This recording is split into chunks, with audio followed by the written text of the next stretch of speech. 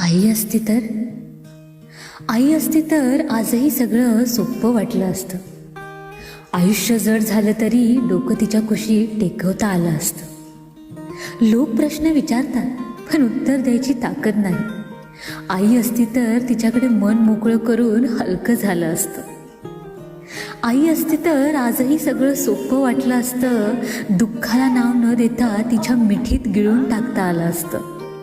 आज शब्द खूप आहेत पण समजून घेणारं मन नाही.